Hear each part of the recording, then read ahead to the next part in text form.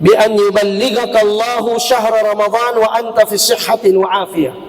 Una mong gagawin, magdua. Ang mga sahaba na iulat, 6 months before Ramadan, nagdudua na sana paabutin pa sila ng Ramadan. 6 months after Ramadan, nagdudua sila na nawa tanggapin ni Allah ang mga a'mal nila sa Ramadan. Tayo, kailan lang tayo mag-prepare? Aron pa na pag-countdown, tanong makid. Mag-countdown pa tayo, di ba? 23 days before Ramadan. Pero ganun ba ang pag-aanda natin sa Ramadan? Ganun ba kababaw lang sa countdown? Hindi ba dapat magdua? Allahumma ballighna Ramadan wa nahnu fi sihatin wa afiyah wa nahnu fi aqidatin sahiha. Ya Allah, paabutin mo kami sa Ramadan. Hindi lang basta paabutin na kami nasa mabuting kalusugan at ligtas sa anumang sakuna at sakit, at pagkatapos noon ay nasa tama kaming aqida at manhaj. Dahil aanhin mo ang ilang Ramadan na dadaan sa buhay mo, pero andun ka kasama ng mga ahlul bidah. Andun ka kasama sa aqida mo na hindi tama. Hatta tanshit fi ibadatillahi ta'ala. Para ikaw ay maging active sa pagsamba kay Allah Ta'ala. Tanshit fi ibadatillahi ta'ala.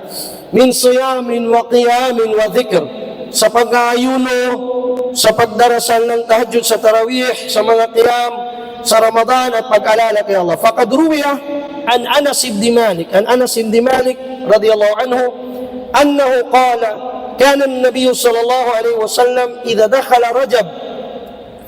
Naiulat mula kay Anas ibn Malik na inulat niya na ang hadith na ito ay sinahi ni Ahmad at ni Tabarani at dinaif ng ibang ulama.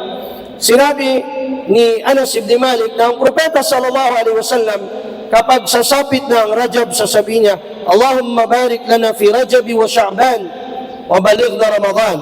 Ya Allah, pagpalain mo sa amin ang buwan ng Rajab at Sha'ban at paabutin kami sa buwan ng Ramadan. Ito ay nababanggit sa Lataiful Ma'arif. Wa kana as-salafus salih, at ang mga salafus salih nagdudua sila kay Allah Ta'ala na paabutin sila ng Ramadan 6 months before Ramadan, thumma yad'unahu an yataqabbalahu minhum 6 ashhurin ba'dahu. 6 months pagkatapos nito, nagdudua sila na tanggapin ni Allah kung anuman ang kanilang a'mal sa Ramadan. Fa idha ahalla hilal Ramadan, kapag nakita ng hilal, halimbawa February 28 ng gabi, sabi ng mufti ng BARM, sabi ng mufti ng Suksargen, mufti ng Region 9, mufti ng Davao Region, sabay-sabay na sila, pati NCMF sumama na. Sabi nila, nakita ng buwan sa Pilipinas at sa Indonesia, Malaysia, Brunei. Binaan ala qawli Nabi sallallahu alaihi wasallam, sa sinabi ng Nabi, sumu li ru'yati wa aftiru ila akhir al-hadith. Ano ang idudua mo? Dapat mong idua ito, Allahu Akbar, Allahumma ahilhu alayna bil amni wal imani was salamati wal islam wat tawfiqi lima tuhibbu wa tarda rabbi wa rabbukillah. Ibig sabihin, kapag nakita ng hilal, si Allah ay dakila, ya Allah, pasapitin mo sa amin ang buwan na ito ng mayroong kapanatagan, ng may seguridad, kapayapaan, pananampalataya at ng Islam, at basbas mula sa iyo sa anumang iyong iniibig at iyong kinalulugdan. So sasabihin mo doon sa hilal, sa new moon, ang iyong Panginoon at ang aking Panginoon ay si Allah. Pinapaalalanan tayo na hindi natin sasambahin dapat ang buwan at ang araw. Kaya dapat i-explain natin sa mga kababayan nating Kristiyano o mga non-Muslim na tayo hindi tayo sumasamba sa araw at buwan. Mali yan na sinasabi nila. Kaya ikasabi niya may buwan dyan sa kwan nyo, sa masjid. Adantigin na ulan-ulan sa kwan na.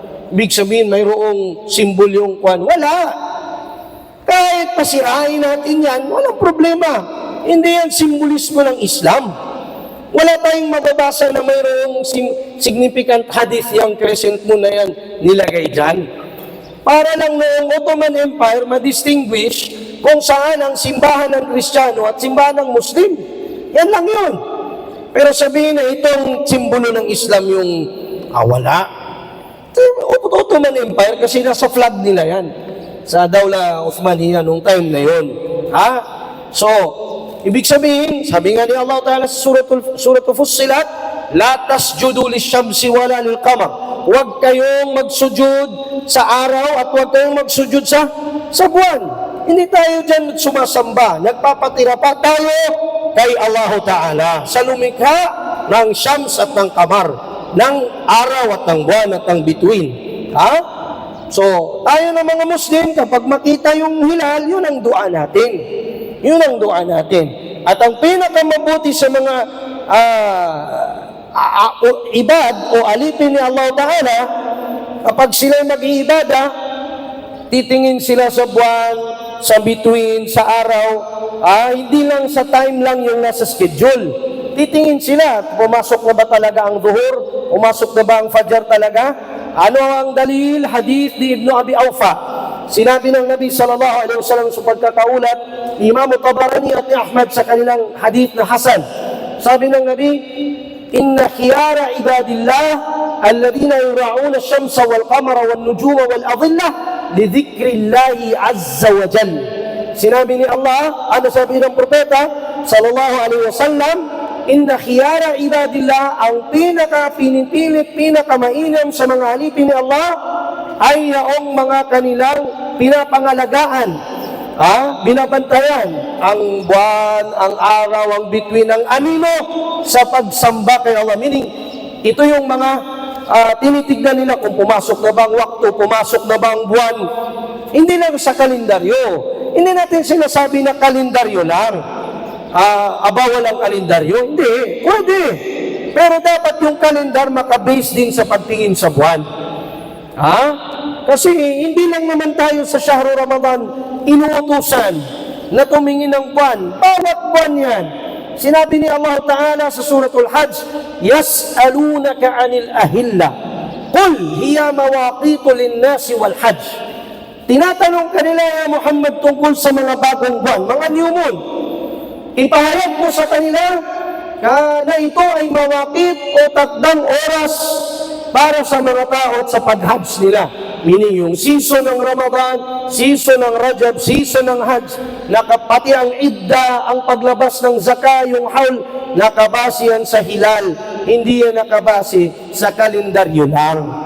Gagamit ka rin ng apps, gagamit ka rin ng kalendaryo, pero titingin ka pa rin sa mga signs ng Maghrib, sign ng hindi porque sinabi ng apps mo.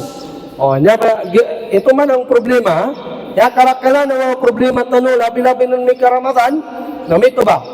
Ay apigtalo na apps ko niya, tinimawag din sa bank, na buka pa no rin. Pigtalo na apps. Tama man yun, kasi minsan, nakaano sa satellite yan. Pero huwag ka magkumpiyansa lang yan. Tumingin ka sa sign ng Maghrib. Ano ba ang sign ng Maghrib? Saan dito ang kibla? Saan ba yung mga kasama ko na wala? Dito? Titingin ka dyan, pagtingin mo, ang sign ng Maghrib, pupula na yung susadapan ba? Yung ng west, pupula na yun. Yung babaan ng araw. Pag nakita mo nung pumupula na siya, hindi yung pula magkaiba yung pula ng uulan.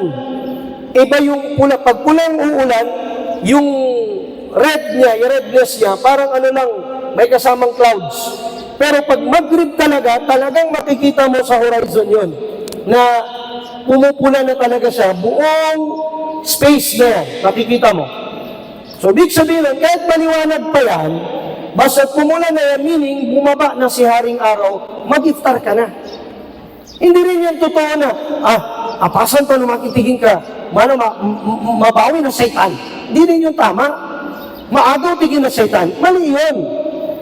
Walang basis yan. Pero ang sa atin, ang pinaka-the best, ang sabi ng Nabi sallallahu alaihi wasallam, ma yazalun nasu bi khairin ma ajjalul fitra wa akharus sahur. Rawahu Ahmad fi musnadihi. Sinabi ng Nabi sallallahu alaihi wasallam, mananatili sa kabutihan ng mga tao hanggat minamadali o magayasan nila, so kabukan nila yung kanilang pag-iftar, iksian lang nila, 3 tamar, isang tubig, tapos iftar na yun, sambahayan ka na. Yan ang pinaka-the best. At kung i-delay nila ang sahur, nasa atin magsahur tayo na alas 2 pa. Nabaw to sahur kay ka, midnight snack. Why? Hindi yung sahur, midnight snack yun. Ang sahur yung malapit na, ang Nabi sallallahu alaihi wasallam, 50 aya, 50 ka aya bago mag-fajar, malapit ang fajar, yun ang interval niya sa pagsasahur niya. Ibig sabihin, itahir niya. Yun ang dapat nating pangalagaan. Huwag yung kung ano lang yung maisip natin, kasi gusto ko pang matulog. Nawala na yung baraka ng sahur, although soon na yun, ang sahur, pero ang mga malaika nagdudua sa iyo sa time na nagsasahur ka. Hadith na inulat ni Imam Abu Dawud sa kanyang sahih, wa annal malaikata latastagfiru lil mutasahhirin, subhanallah, hatta yuftiru. Ang mga malaika nag-istighfar sa mga nagsasahur hanggang mag-iftar sila sa buong araw na yun. Mashallah. So yan ay kabutihan na minsan nakakaligtaan natin. Okay. So yun ang una na paraan. Pag makita ang hilal, Allahu Akbar, Allahumma ahillu alayna bil amni wal iman. So wag tayong magsasabi nga, sigurado na ako March 1. Wag mo na, kasi hindi pa tayo sumilip ng buwan. Bakit? Nakikita mo na ba lahat ng buwan ngayon? Ustad, astronomy. Why? Hindi din natin dinideny ang astronomy. Okay yun. Pero, yung astronomy, approximations at estimations yan. Tayo na mga Muslim, tinuruan tayo tumingin. Idha ra'aytumul hilal. Hindi sinabi doon, idha hasibtum. Kung nabilang nyo, may bilang nyo doon na, okay. Pag bilang-bilang nyo, kalkyo, hindi. Mayroong isang madhab, si Abdullah ibn al-Mutarrif, na madhab niya yung isolated na madhab ito. Yung sinabi ng propeta, faqduru lahu, kung maging maulap sa inyo, fa in gumma alaykum faqduru lahu, ang kanyang iniisip na faqduru doon ay i-calculate na lang. Yun ang kay Abdullah ibn Mutarrif. Samantala, hindi ganon. Ibig sabihin ng faqduru lahu, kapag hindi nakita, dahil sa maulap, hindi talaga ninyo nakita, kumplituhin nyo ang 30 days ng Sha'ban, then mag-start kayo ng Ramadan. Ganun lang ibig sabihin ng faqduru lahu. Hindi lang in-emphasize sa hadith na yun, anong tarika, pero tinafsir o pinaliwanag ng propeta sa ibang hadith. Fa'akmilu iddata Sha'bana 30 yawman. Madali. Huwag ka nang maghirap-hirap. Sabi mo, kailangan i-microscope ko pa ito. Kailangan la ilaha illallah. Sabi ng Nabi sallallahu alaihi wasallam, nahnu qawmun la nahsab wala naktub. Pakinggan yun, hadith na inulat ni Imam Tabarani sa kanyang sahih at ni Daraqutni sa kanyang sahih, sa kanilang sahih. Sinahin ni Sheikh Al-Albani, nahnu qawmun la naqra o la nahsib wala naktub. Wa shahru kada wa kada. Sabi ng Nabi sallallahu alaihi wasallam, tayo ay kaum na hindi tayo nagsusulat, di tayo tigyan paggamit sa mga kalkyo-kalkyoanan. Hindi tayo obligadong mag-calculate dyan sa mga kwan na yan. At hindi rin tayo sabi nahsib wala naktub. Hindi natin kailangan yung mga kalendaryong sangkatutak. At ang tinitignan natin ng shahar, ganon, 30 or 29. Ganyan lang sa atin. Hindi kagaya sa mga ibang reliyon na meron silang 28 lang ang February, leap year, meron silang 31, wala. Sa atin, 29 lang or 30. Kung makita ang hilal, 29 lang ang Sha'ban. Kung hindi makita, 30 days. Ganun lang. Madali. Magaan ang relihiyon natin. Hindi tayo pinahirapan. Wala din problema kung mag-base ka, may mga kalendaryo ka, pero titingin ka pa rin. Hindi bawal din ang kalendaryo, pero titingin ka. May schedule ng sala, pero titingin ka pa rin. Hindi pwede na doon na lang. Lima na lang, kung sobrang maulan, maulap yung lugar ninyo, o yung mga bansa na steady 3 buwan, meron dyan, 3 buwan puro araw. May ganoon sa Europe banda. Steady 3 buwan, araw, walang gabi. Na, saan mo makakuha yan? Doon na yan sa calculation. So, sana naintindihan. Ikalawa na tarika o paraan, alhamdu wa syukur ala bulughihi. Ang magpasalamat ka, pumuri ka kay Allah na umabot ka pa sa buwan na yon. Pag umabot ka na. Sinabi ni Imam Nawawi sa kanyang aklat na pinamagatang Kitabul Adhkar, sabi niya, i'lam annahu yustahabbu liman tajaddadat lahu ni'matun zahira aw indafa'at anhu niqmatan zahira an yasjuda syukran lillahi ta'ala aw yuthniya bima huwa ahluh. Sinabi niya, barakallahu fik, alamin mo, kapatid sa Islam, na mustahab, kaaya-ayang mahigit, nasa kung para kanino mang Muslim na mayroong ni'ma na dumating sa kanya. Ni'ma, biyaya. O hindi kaya ay natulak na alis na nikma sa kanya. Nikma, yun naman yung parusa. Na siya ay magsujud kay Allah. Syukran lillah. Sabi mo, gusto mo makatipid ka. O gusto mo, wala ka nang ipanggagasto pagpakanduri. Kaya ganyan tayo muro, pakanduri. Uy, nami akapaso ka na kan sa nursing na pakanduri. Na wala ka nang igagasto kasi ginasto mo na doon sa pag-aaral ng anak mo. Kung pagawa ka pa ng bahay mo. Anong pinakamadali at mabigat sa lahat ng yan? Magsujudu syukur ka. Ang sujudu syukur hindi kailangan na magwudu ka. Hindi kailangan nakaharap ka sa kibla. Sujudu syukur, pasasalamat, wala kang babasahin doon. Pasasalamat mo kay Allah Ta'ala. Yun ang yasjuda syukran lillah wa yuthni bima huwa ahlu. At purihin mo si Allah Ta'ala sa kung ano yung karapat-dapat sa kanya. Ahlan wa sahlan bi akhil fadil wa sheikhil karim, Sheikh Labib. Hayakallah, Sheikh. Wal labibu bil isharati yafhamu. Allah ibarik fiki, Sheikh. Wa inna min akbari ni'amillahi ala al-'abd tawfiquhu lit-ta'ah. At kabilang sa tinatawag na pinakamalaking ni'ma ni Allah Ta'ala sa kanyang alipin, ang basbasan kakasihan ka ni Allah patungo sa pagsunod sa kanya. Wal ibadatu fa mujarradu dukhulu shahr Ramadan, at yung pagsamba din sa pagpasok pa ng buwan ng Ramadan ala al-muslim wa huwa fi sihhatin jayyida hiya ni'matun 'azima. Kapag pumasok ng Ramadan, yun pa lang pagpasok ng Ramadan. Dandyan na, inabutan ka ng Ramadan at Muslim ka, nasa mabuti kang aqida, nasa mabuti kang kalagayan, kalusugan, tastahiqqu syukru wa thana. Kinakailangan mong karapat-dapat na pumuri ka at magpasalamat kay Allah Ta'ala. Falhamdulillah, hamdan kathiran kama yanbaghi li jalali wajhi wa 'azimi sultanihi. Pangatlo, al-farhu wal-ibtihaj. Kasiyahan. Matuwa ka na dumating ang Ramadan. Naiulat at napagtibay na ang Propeta Muhammad sallallahu alaihi wasallam kana yubashshiru ashabahu.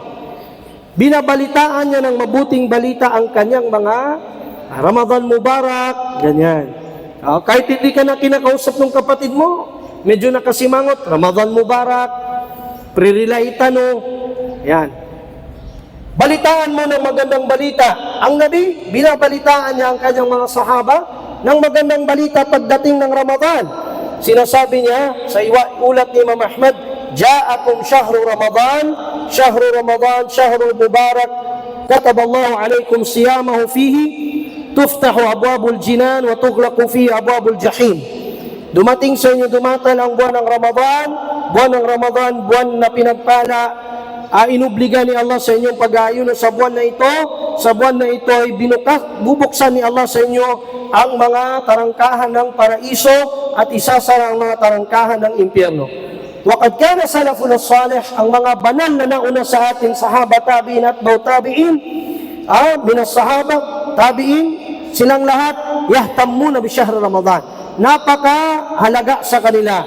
Binibigyan nila ng importansya ang buwan ng Ramadan. Sila ay natutuwa sa pagdating nito. So yung natutuwa sa pagdating nito, hindi kailangan na magsuot ka ng Spider-Man, na maskot at magsayaw-sayaw ka, o maglagay ka ng mga ilaw-ilaw. Hindi. Hindi yan pamamaraan natin. Pamamaraan ng mga kufar yan.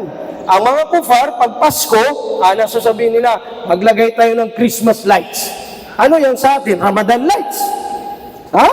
Panggagaya sa kanila yan. وَمَنْ تَشَبَّهَ بِقَوْمٍ فَهُوَ مِنْهُمْ. Sino yung gagaya sa kanila, kabilang sa kanila.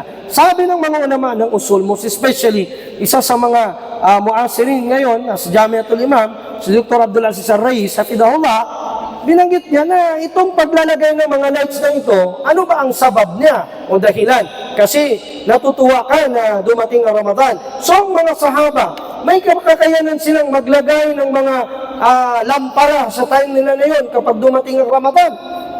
Ginagawa ba nila yan? Hindi ginawa. O so kung hindi nila ginawa, may kakayanan silang gawin at hindi nila ginawa sa time na yun. Ang kaibahan ng electronic sa atin ngayon, kaya nakasaksak na lang, sa kanila sa time na yun, kanila pang sisindihan, hindi nila ginawa. Ibig sabihin, ito ay hindi ganang sa atin. Hindi ito pamamaraan natin ng mga kamusliman.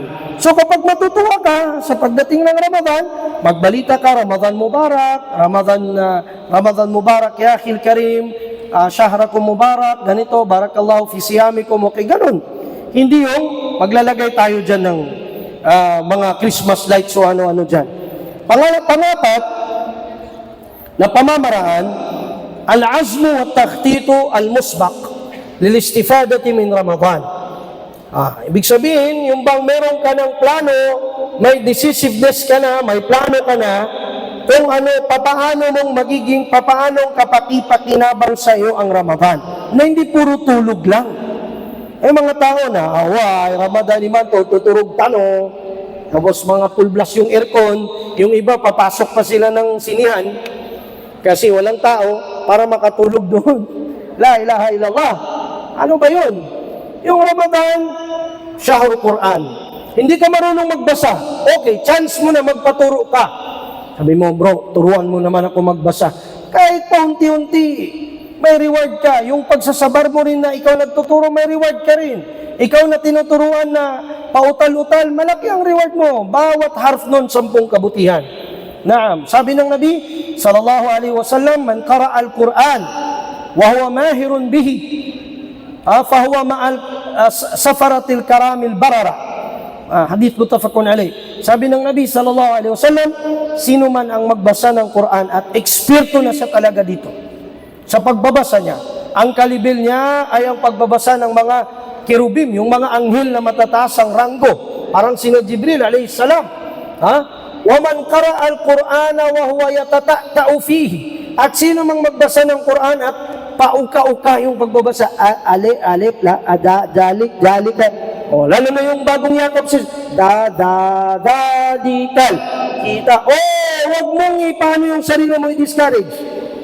Sabi ng Nabi sallallahu alaihi wasallam, falahu, sabi niya, ajran, meron kang dalawang reward doon sa pagsisikap mo, at reward doon sa pagiging ikhlas mo sa pagbabasa.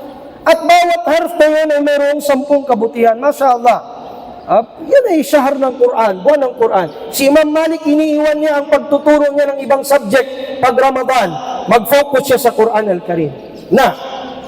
Panglima na tarika o paraan, Abdul Azim as-Sadiq al-Ightinami wa amarati awqatihi bil a'mali salihah. Yung meron ka talagang desisyon sa sarili mo na gagamitin mo itong oras na ito para sa pag-ibada kay Allah Ta'ala.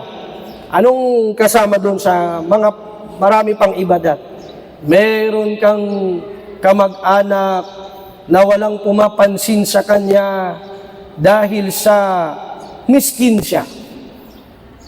Pinuntahan mo, inayos mong ugnayan mo doon. Subhanallah, ibadah yun kay Allah Ta'ala. At hindi yun pagsasayang ng oras. Tayo kasi, usually, pag Ramadan, after Fajar, dun na ang chismis magsisimula. Di ba? Pagkatapos ng Fajar, dun na. Hindi nga kayo nagpandisal, gutom nga kayo, pero kinakain niyo yung laman ng kapatid ninyo. Ayuhibbu ahadukum ya'kula lahma akhihi maytan fakarihtumuh. Sabi ni Allah Ta'ala, iniibig niyo bagang kainin ang laman ng inyong patay na katawan ng inyong kapatid? Hindi ba ayaw niyo yun? So ganun ang panglilibak. Nadaan ang Nabi sallallahu alaihi wasallam sa dalawang katao, nag-uusap silang dalawa patungkol doon sa isang kasama nila. Nung narinig ito ng Nabi sallallahu alaihi wasallam, sabi niya, "Araayto ma," sabi niya, "sa tingin niyo ba kung isang asno na ito, isang dangki na patay, nandito sa harap ninyo, kakainin niyo ba? Kakainin niyo ba?" Sabi niya, "Ya Rasulullah." Sabi niya, "Ganun ang ginagawa ninyo sa kapatid ninyo ngayon." Yan. Basically, pinagbabawal yun ni Allah subhanahu wa ta'ala sa atin. Yun ang sinasabing gutom ang tiyan mo, pero busog yung bibig mo. Bakit? Kasi katawan ng kapatid, katawan ng kasi kuha na to, why? Di ba? Katawan kasi kuha na to siya kito, why? Why ba? Ayun, pinag-uusapan na. Ang buhay ng may bola, tayo guilty, hindi lang mga kababaihan, lalaki, babae. Sa ganitong kasi dyan, papasok yung role ng mahihinang syaitan. Yung mga syaitan na hindi nagapos, yung mga mahina, at yung nafs mo, gustong-gusto nila yan sa time na yan. Pang-anim, al-ilmu wal-fiqhu bi-ahkami Ramadan. Yung alamin, siyasatin, saliksikin, ang mga hukuman, mga hatol ng pag-aayuno sa Ramadan. Hanggang ngayon, babalik-balik pa rin yung mga tanong. Sigurado, mamaya itatanong yan. Andyan si Sheikh Labib, inshallah ta'ala, sasagot sa mga tanong ninyo. Itatanong, ganito, natapos na yung buwan ng dalaw ko, pero may lumabas na medyo ibang kolor, anong gagawin ko? Yung iba naman ganito, namatay ang tatay ko na meron siyang kunting naiwan sa Ramadan. Ayunuhan ba namin yun? Ang hukom doon? Ganon. So, kinakailangan yun, hindi ka dapat sa Google magtanong. Hindi ka dapat sa magtanong. Magtanong ka sa mga ulama. Sabi ni Allah, "Fas'alu ahlad dzikri in kuntum la ta'lamun." At tanungin ninyo ang mga ulama kung hindi niyo nalalaman. Ulama ng din. Huwag yung mga magtatanong kayo sa hukuman, doon kayo sa karpintero. Paano yun? Di ba para bang gusto mong ipaayos yung ngipin mo, pumunta ka sa karpintero. Ang gagawin niya na pupukpukin na ng martilyo yung ngipin mo. So doon ka sa mga ulama magtanong sa ahkam, sa mga hukuman. Pang-pito, alayna an nastaqbilahu bil azmi ala tarkil atham was sayyiati wat tawbati sadiqah min jami'id dunub. Salubungin natin dapat ang Ramadan na mayroon ng desisyon sa sarili natin na iiwanan na natin ang mga nakasanayang masasamang gawi. Ustad, wala man akong naapakang tao. Bakit? Kasi naniwala ko dun sa kanta ng Shakul, basta't wala kang naapakang tao, yun ang sabi niya. Di ba? Kanta nila yun. Ano yun? Nakalimutan ko yung lyrics. Sabi niya, walang naapakang tao. Pag gusto ko, pag sweldo ko, Ustad, kumakanta lang ako dito sa video okay ko sa loob ng YouTube. Nagkakaraoke ako. Wala naman akong nadidisturbo. Ako lang yun. La ilaha illallah. Nagkakasala ka sa ginagawa mo. So dapat mag-azam ka na iiwanan ko na talaga itong kasalanan na ito. Quran dapat ang pakinggan ko, ang babasahin ko. Naam. Sabi ni Allah Ta'ala sa Suratul Nur, "Watubu ilallahi jami'an ayyuhal mu'minun la'allakum tuflihun." Magtauba kayo lahat, mga mananampalataya kay Allah Ta'ala upang magtagumpay kayo. Ang tagumpay ng umma sa pamamagitan ng tauba sadiqah. Totoo na pagtauba natin kay Allah Ta'ala. So tingin nyo ba sa nangyayari sa Palestine? Ang dami-daming mga Muslim countries, dami nating mga Muslim. Bakit hindi natin sila maligtas? Kasi hindi pa tayo nagtauba ng tunay na pagtauba. Hindi tayo tapat sa pagtauba natin.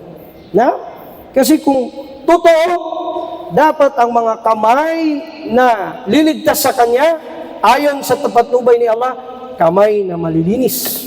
Hindi dapat yung may dungis o bahid dungis ng anumang mga malalaking kasalanan. Na, pangpito o pangwalo, at tahni'atun nafsiyya war ruhiyya at tahayyu'a al nafsiyya war ruhiyya min khilal al qira'ati wal ittila' ala al kutub war rasail wa sama' al ashritat al islamiyya min al muhadarat wad durus. Ito yung panahon na dapat ang ginagawa natin, piniprepare yung ating mga sarili, ang ating mga kaluluwa sa pagbabasa, pakikinig sa mga muhadarat patungkol sa kabutihan ng Ramadan at kabutihan ng kabuuan ng Islam. Pangpito o pangsiyam, al-i'dadul jayyid lid-da'wati ila Allah fihi. Ayaw bang magprepara ka ng mabuting preparasyon sa pagda'wa tungo kay Allah Ta'ala rito. Number one, lalo na sa mga nagdada'wa, tahdhiru ba'd al-kalimat wa at-tawjihat tahdhiran jayyidan li ilqa'iha fi masjidil hayy. Sa village mo, magpe-prepare ka ng magandang mga muhadarat, magkukumpose ka, magbabahas ka, mag-search ka ng mga kalimat na ikakabuti at beneficial at may relasyon doon sa inyong mga dinadaawahan sa masjid mo, sa community mo. Pangalawa, tawzi'ul kutayibat wal rasail al-wa'dhiyya wal fiqhiyya al-muta'alliqa bi Ramadan 'ala al-musallina wa ahli al-hayy wa ahli al-qawm. Magbigay ka, hindi mo na kayang magsalita o kan kasi medyo mahihain ako, Ustad. Tumulong ka sa pag-distribute ng mga babasahin patungkol sa ahkam ng Ramadan, patungkol sa kahalagahan nito, mag-distribute ka sa iyong lugar.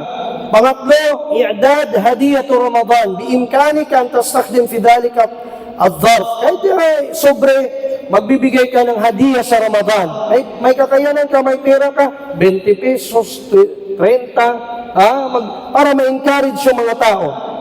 O hindi kaya maglalagay ka doon sa envelope ng mga babasahin patungkol sa Ramadan. O introduce mo sa mga non-Muslim kung ano ito, sa mga ganong paraan. Pang-apat, at-tadhkir bil-fuqara'i wal-masakin wa badli sadaqati waz-zakati lahum. Ito na yung pagpapaalala una sa sarili mo at sa iba patungkol sa mga fuqara. Kasi ang buwan ng Ramadan, buwan din yan ng mga fuqara, ng mga masakin. Pantay-pantay, hari, hindi hari. Wala tayong kinakain, sabay-sabay tayong magsasahur, sabay tayong titigil kumain, sabay-sabay tayong kakain. Doon tayo nakikita yung pagkakapantay-pantay, pinapaalala ni Allah sa atin, anong nararamdaman ng mga taong gutom? Anong nararamdaman ng mga naghihirap? So maging paalalahanan natin ang ating mga sarili at iba. Pang-sampu na tarikh, ito na yung last, nastaqbilu Ramadan bi fathi safhatin bayda musyrika ma'a Allah subhanahu wa ta'ala bitawbati sadiqa.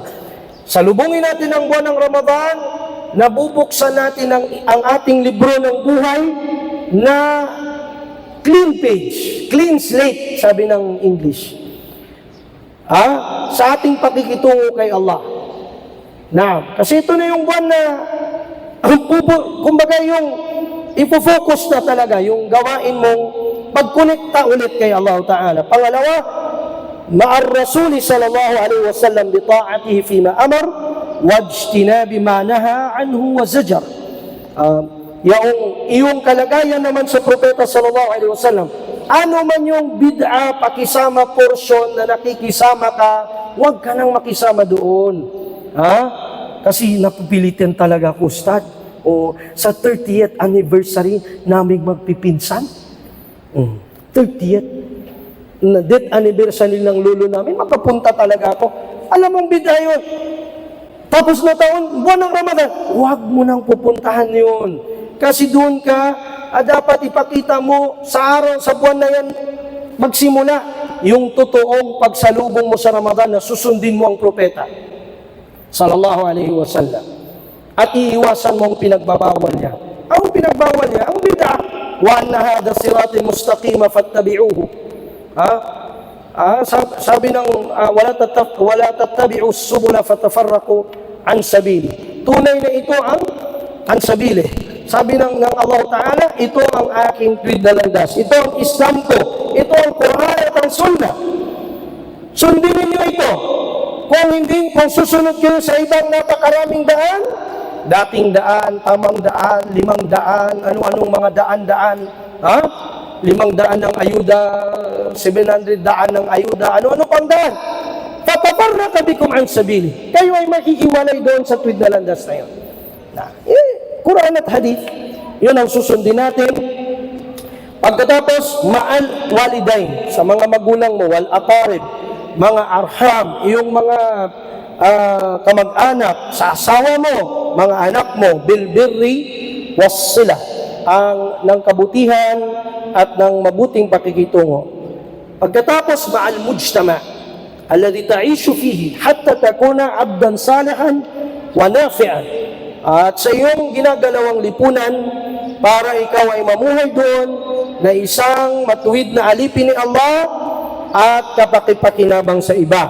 Sinabi ng Nabi sallallahu alaihi wasallam, afdalun nasi anfa'uhum linnas. Ang pinakamainam sa mga tao ay yung nakakabigay pakinabang ng higit sa mga kapwa nila tao. At ito, ang mga pamamaraan, 10 lang ito na nabigay natin, kung hindi napakarami pa. Dahil hindi kaya ng oras natin at may susunod tayong speaker, ganito po natin salubungin ang buwan na ito ng Ramadan at pakatandaan natin, kalakip doon ay pangalagaan natin higit sa anuman after ng shahada ay ang ating sala. Dahil walang saysay ang anumang ibadat natin kasama ang ayuno kung ang ating sala ay hindi natin pangangalagaan. Mga kapatid, sa pananampalatayang Islam, ang Nabi Muhammad alaihi salatu wasalam, isang beses, si Aisha radhiyallahu ta'ala anha ay nagsabi sa kanya, Ya Rasulullah, ud'u li du'aan lam takun yawman yad'u biha li ghairi. Ya Rasulullah, ikaw ay magdua sa akin ng da'wa o dua na hindi mo pinagdua sa iba bukod sa akin. Magdua ka kay Allah. Sabi ng propeta, Allahumma gfir li Aisha ma taqaddama min dhanbiha wa ma ta'akhkhar wa ma a'lanat wa ma asarrat. Ya Allah, patawarin mo si Aisha sa mga dati niyang kasalanan, sa mga darating na kasalanan, sa tinago niya at hinayag. Natuwa ang Aisha, sobrang tuwa, napahiga siya dito sa paanan ng Nabi. Sabi ng Nabi sallallahu alaihi wasallam, wa hal yasurruki du'ai ya Aisha? Aisha, natuwa ka ba sa dua ko? Sabi niya, Ya Rasulullah, wa mali an la usarra bi du'aika. Ya Rasulullah, sino ba ako na hindi matutuwa sa dua mo na yon? Sabi ng Nabi sallallahu alaihi wasallam, pakinggan ninyong mabuti ang salita na ito ng Nabi, walladhi nafsi biyadihi, sumpa kay Allah na siyang may hawak ng aking kaluluwa, innaha la da'wati li ummati inda kulli salah. Sumpa kay Allah subhanahu wa ta'ala na siyang may hawak ng aking kaluluwa, Ya Aisha, yun ang dua ko sa lahat ng ating umma sa kada magsasala sila. Ibig sabihin, included tayo doon. Paano natin ma-avail yun? Paano tayo makakapasok doon? Kung susundin natin ang tarika ng Nabi alaihi salatu wassalam. Nabi na hindi natin nakita ni isang beses, pero bakit natin sinusunod? Ni isang beses hindi natin nakita ang propeta na yan. Bakit ako tayo nasimulan natin ang Ramadan na hindi tayo titingin sa buwan? Takot tayo na masulay ang kanyang utos dahil sa loob-loob natin, ninanais natin, naniniwala tayong totoo ang kanyang sinabi at ninanais natin na makatagpo natin ang propeta na yan na nagdua ng syafa'a para sa atin sa bawat sala. Pangalagaan natin ating ibadat, alinsunod sa Quran at sa Hadith, sa pamamagitan ng pag-aaral, salubungin natin ang Ramadan ng may kaalaman, sa tamang manhaj at aqida, sa tamang tarika, tamang paraan. Wa sallallahu wa sallim wa barik ala nabiyina Muhammadin wa ala alihi wa sahbihi ajma'in. Walhamdulillahi rabbil alamin. Wassalamu alaikum warahmatullahi wabarakatuh.